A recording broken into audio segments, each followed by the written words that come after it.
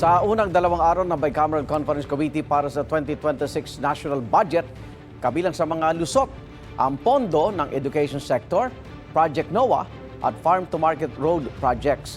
Ang hindi lumusot ang budget ng DPWH dahil pag-aaralan pa raw ang hiling nitong ibalik ang 45 billion pesos na tinapyas sa budget. May unang balita si Bea Pinlac. Ilang oras na urong bago nagsimula ang ikalawang araw ng Bicameral Conference Committee hearing para talakayin ang panukalang 2026 National Budget. Ang dapat sana'y 2 p.m. na hearing kahapon, mag-aalas 5 na nagsimula. Nagkaroon ng caucus ang majority block ng Senado kasama si Senate President Tito Soto. It's because some of our colleagues in the Senate raised some concerns about some of the items that have been tackled and will be tackled, and we felt the need to convene I wouldn't say emergency, but a meeting to be able to thresh these matters out. Maaga naman dumating ang contingent ng House, pero nagkaroon din sila ng hiwalay na pulong. Lalong naantala ang deliberasyon ng BICAM sa 2026 National Budget kahapon nang magtalo ang mga mambabatas kung pwede bang humarap si DPWH Secretary Vince Dizon, bagay na bihira lamang ginagawa. This is a bicameral conference committee ng Congress and Senate. Wala naman po nakalagay dito na kasama po executive. We have the power to invite, and we are saying that let us listen. We will not agree, we may agree, but the point is that transparency requires that we hear the executive. After all, it's the executive that will implement what we will pass. Giit ng ilang senador, ilang beses nang humarap sa Senado si Dizon at paulit-ulit na itong natanong kung sapat ba ang budget na inilaan ng Senado para sa DPWH.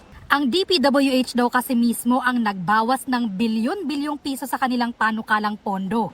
Pero nung Sabado, humirit sila na maibalik ang nakaltas na budget dahil sa construction materials price data o costing sa mga materyales sa mga proyekto. Ang ibig ba sabihin, i-restore yung mga duplicated, completed, and overlapping projects? Doon ako nagtataka. At ano ang garantiya natin na sa loob ng 2 buwan na naman, after 2 months, he may change his mind again. Let it be very clear. The senators did not invent the numbers. These are from the Department of Public Works and Highways. Kalaunan, nagkasundo ang BICAM na payagan ng pagharap ni Dizon. Nilinaw ni Dizon na walang proyektong tinanggal sa DPWH na ibabalik at walang presyo na ibinaba na basta na lang dadagdagan.